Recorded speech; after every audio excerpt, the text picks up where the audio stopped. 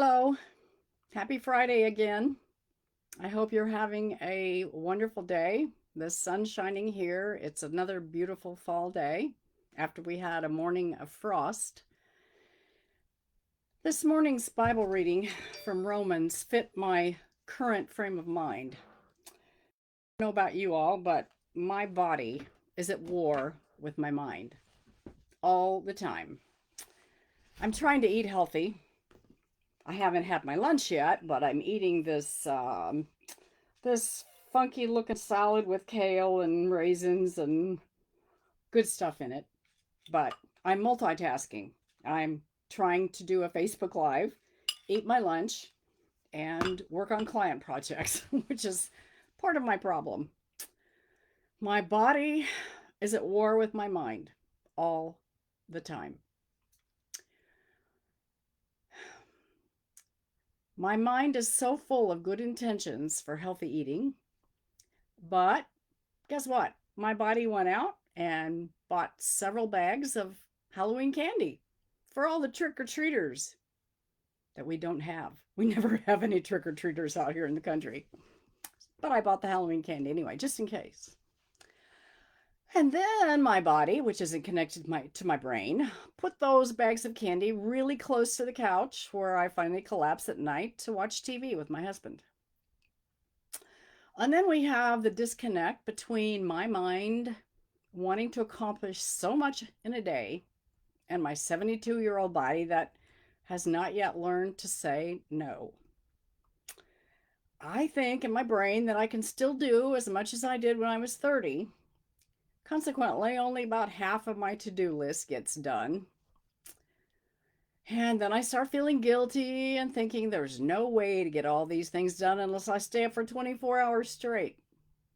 The stress kicks in.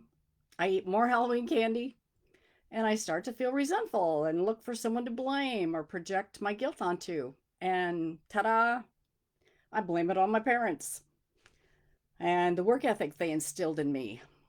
I blame it on my grandparents. They were so driven to rise above poverty, at least my grandfather was, that he used his kids as slave labor on the farm. He took them out of school when they were in 8th grade. In turn, my own parents were driven to succeed and prove themselves. So I got that compulsion from them. So here I am, age 72, supposed to be retired, and I'm so busy with volunteer obligations and client obligations that I don't feel like I can take care of myself or relax or spend quality time with loved ones. Now, I justify all of this by telling my brain that it's my Christian duty to serve God and others before I take care of myself. My body doesn't get the message, though, and starts to rebel. My brain and my DNA thinks that God is telling me to do more. And I get in this endless cycle of compulsion and guilt. And when it gets overwhelming, I just give up, finally, and turn it over to God. I tell him, here, you handle this, because I can't anymore. And I think that's what I'm supposed to do. I remember at those times the scripture that says, I can do all things through God, through Christ, who strengthens me. Then I relax and I remember to start journaling again and get in touch with myself. And that's when I realized that every project I complete, every deadline I meet, has always been God working in and through me. It hasn't been my own will or my own talents or even the work ethic that I inherited from my parents and grandparents. And if I wasn't so forgetful and hurried and stressed, I wouldn't have to learn that lesson over and over again. I need to put a sticky note on my forehead that says, here I am, Lord. I come to do your will, not mine. Then I'd have to remember to take it off my forehead and read it or look in a mirror. Maybe a better idea is just to put it on the mirror in the first place. How about you? Do you have a strong work ethic that gets in the way of being in the moment and going with the flow?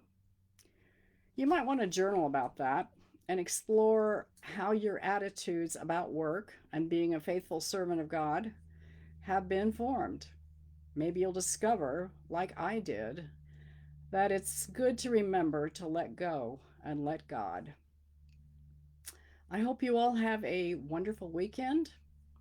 Our church is having a ham and bean dinner this weekend, and I didn't know how to say no to that. I really felt like I should work because uh, there are few laborers anymore in our small church. So, but once I get that done, I'm going to do something for myself, like read a good book or just take a walk. And I'll try to remember to stay away from the Halloween candy. We'll see you next time. Have a good weekend.